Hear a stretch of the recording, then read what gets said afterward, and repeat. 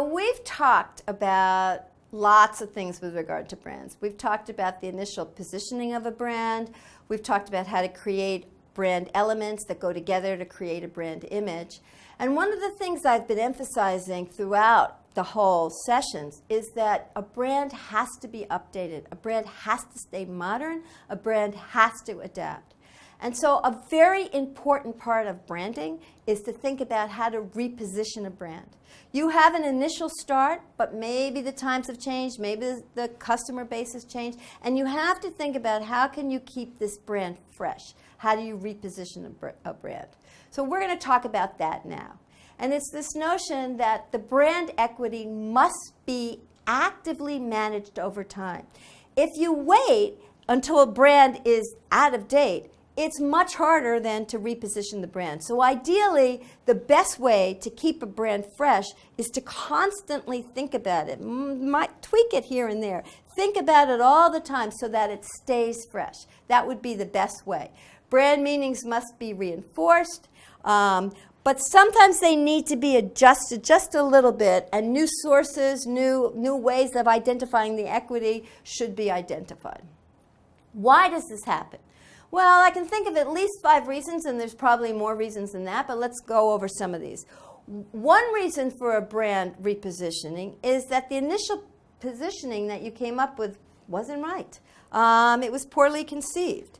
And you might know this because you thought this was really cool and customers were going to be interested, but actually you didn't see the interest you anticipated.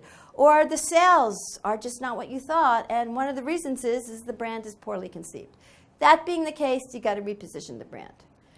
Another reason is maybe you have a perfect positioning for a particular target audience, but that audience is hard to reach, isn't profitable. It was a really good idea for a really good customer segment, but it wasn't a good business opportunity. And so therefore, you may need to reposition the brand. Another reason may be because it just gets out of date. As I mentioned over and over, one of the things about being a marketing professor is that things change. You got to constantly change. You got to keep up with things. And so your old marketing approach might become obsolete. Then you have to change it.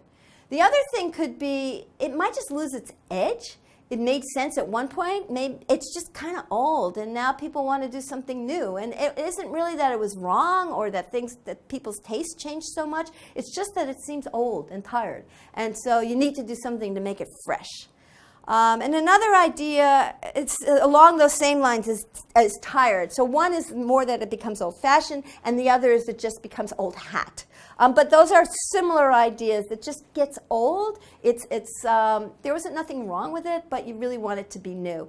And by the way, one of the really big things that happens is people go out and make purchases, sometimes because they have needs, and sometimes they make a new purchase just because they want something different, something new. And if the brand seems same old, that's not enough of a reason to go out and make a new purchase. So these are some of the reasons that are needed for a brand change. There are others. When you think about repositioning a brand, the biggest thing you have to think about is consistency, consistency, consistency. So except for that one example where I told you about Google, where they go out of their way to do things that are a little bit different each time, most brands, when they do this reposition, they have to have a position that's consistent with the old position, or at least close enough to the old positioning so consumers believe it. If it's really radically different, people won't make the connection necessarily. There's some examples where that can work, but most of the time the best way to reposition a brand is to do something that's consistent with the brand DNA. And so let's think about, there's some psychological theory that can go back behind this so I can show you why this happens, why consistency is generally so important. And this is some very old research that was done on understanding why people smoke. And it had to do with people's attitudes towards smoking. So this is a psychological theory here. So let's assume I'm myself, and let's say I smoke. And let's say that I know that smoking causes cancer, cancer causes death, and I don't want to die. Now, if that's the case, how do I justify that I smoke? Because there's this inconsistency. I like myself. I don't want to die. I think smoking causes cancer. Something doesn't work. And so what psychologists found out was that people rationalize, or they do something to one of the links of this chain so that it is consistent. And that's the way they can justify their behavior, because people like to be consistent with themselves. So what are the ways different people kind of rationalize to allow themselves to smoke? Well, one resolution is you say, okay, I smoke. I don't want to die of cancer. I don't believe the data. And so this is the kind of thing where I said you have this bias-selective interpretation. I was mentioning presidential campaigns.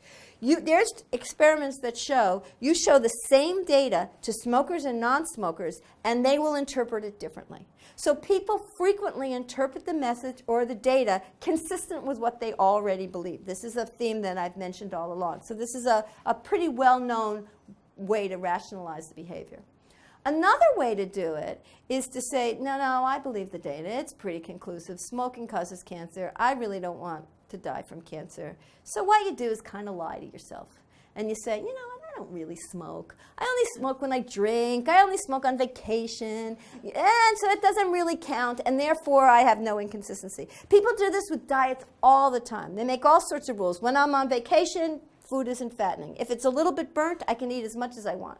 There's all sorts of rules that people make. That's that resolution where you kind of figure out a way that you can feel good about yourself. The third resolution to this particular one says, okay, I know I smoke. I know it causes cancer. But you know what? I'm going to die anyway. And it may not be that I die from this. All of these are consistent. And that is a very important concept for marketers. So if you're putting out a message, when you're trying to reposition your brand that isn't consistent, consumers will reject it and will look for a way to rationalize the message so it makes sense to them. It's a consistency theory. There is a drive to maintain consistency within your thinking systems. And what you do is if it's not consistent, you change whichever one is weakest so that it is consistent. So what's the famous example? It's with Oldsmobile. Oldsmobile was known as a car that was associated with Dad, with my father. Okay, now one thing that's probably obvious, but let me just say it here. Cars are for young people. Cars are powerful, performance. People like young people cars, energy cars. They don't like old people cars, okay? So the notion that Oldsmobile was associated with my father was a turnoff to younger people.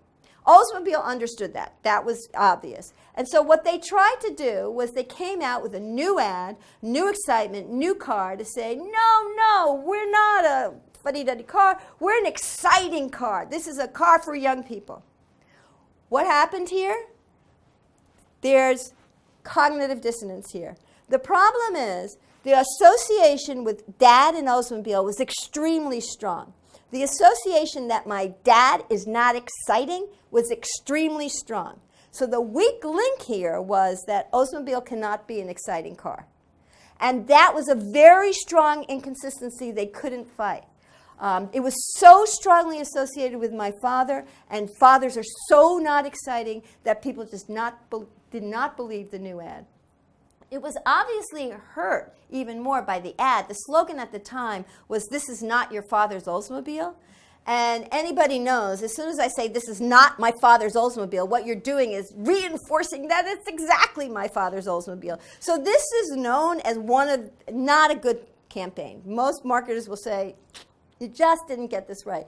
And there was another problem here. Think about the brand name. It is literally called an old mobile.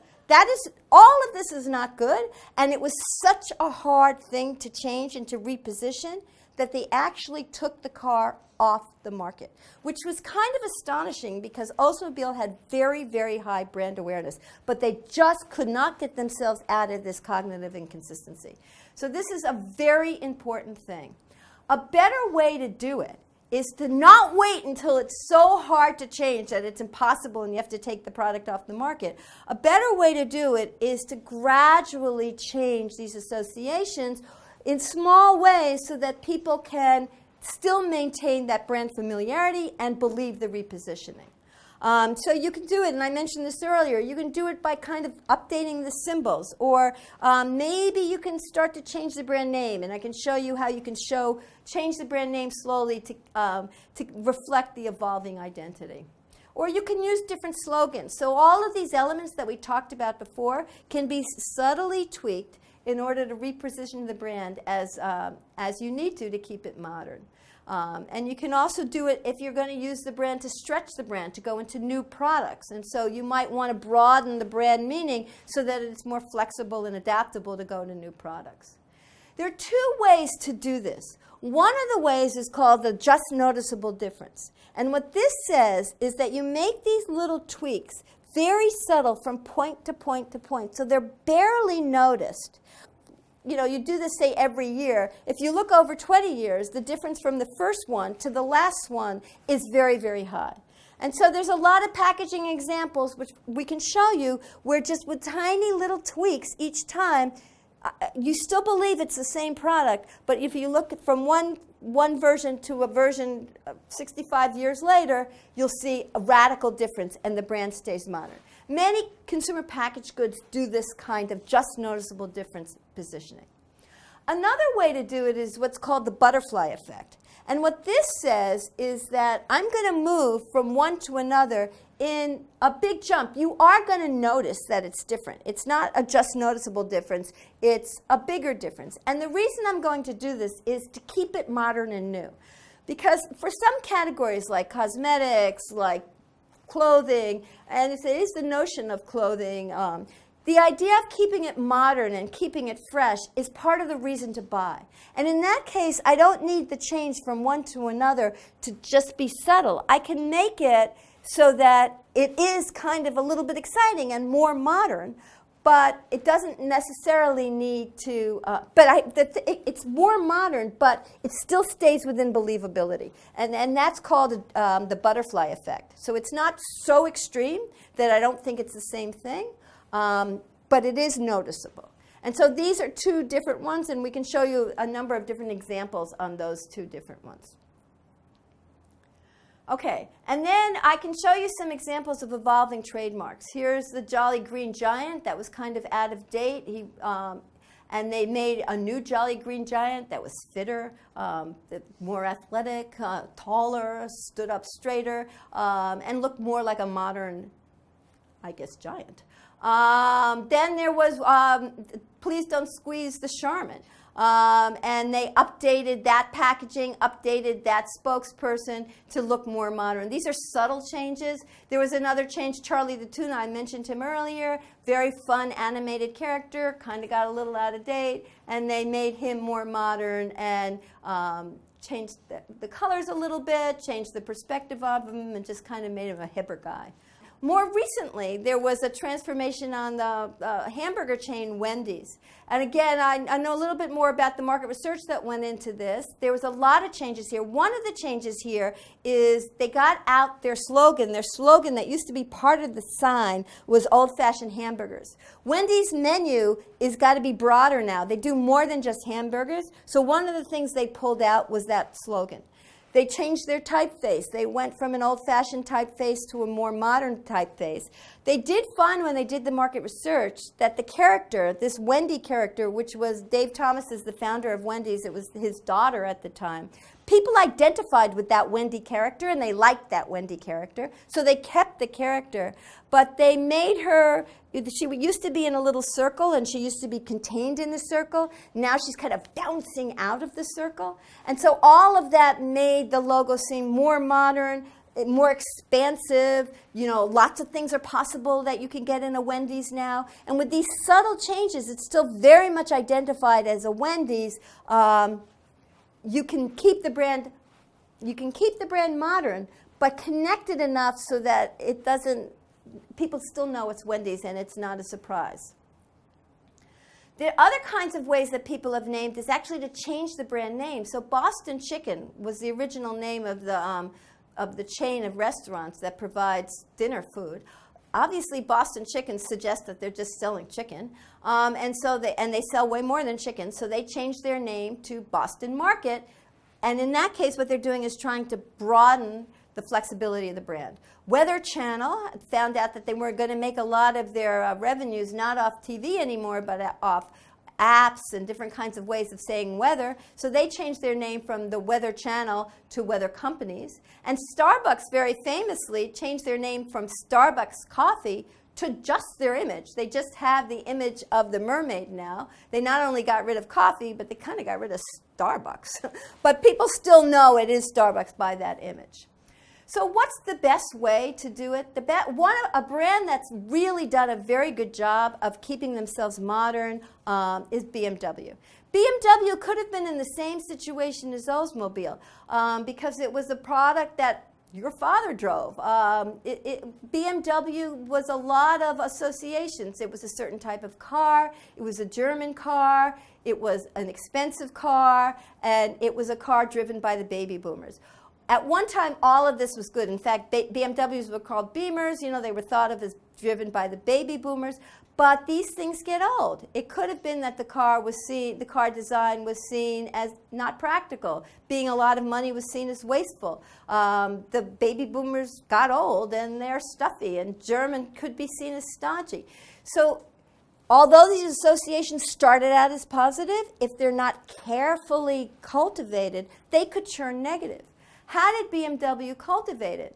They did it through a lot of sponsorships. They not only were very careful with their advertising, they mean performance, which is something that can stay modern, but they also changed their design of the cars. They had BMW sunglasses. They sponsored high-performance bikes.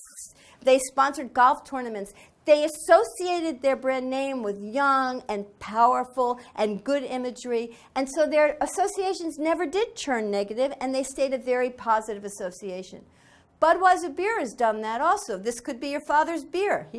Your father drank Bud just as much as you do. But Bud stayed very young with their sponsorship, with their advertising, with their clever advertising, with all of those kinds of things, their slogans, etc. And that's a way to do it by constantly positioning your product subtly, sometimes just noticeable difference, sometimes a little bit bigger difference, like a butterfly effect, but always within the brand DNA so that people believe the changes. So, major points here. Consistency over time is very valuable in building strong brands. It's kind of a fine line. You do need to keep your brand modern, but if you do something that threatens the consistency chain that I was talking about, people won't believe it. So it's got to be something that is consistent with the brand DNA, but is constantly moving it forward. When you think about all the brand elements, you want them all to work in harmony to communicate brand identity. And it's important to change when it's necessary, but be careful, because if you do things that are too big a change or that the customer won't accept, it just won't work. If you really want to do a good job in keeping your brand modern, you really have to understand the brand mantra, the brand DNA, the brand positioning, your target segment. These are the things we talked about in the beginning. You have to understand what the points of parity are, what the reference frame is. You have to really understand what the point of differentiation is, what is strong about your brand, what is positive about your brand, and what is unique. And you have to be consistent with that kind of brand image as you make these adjustments.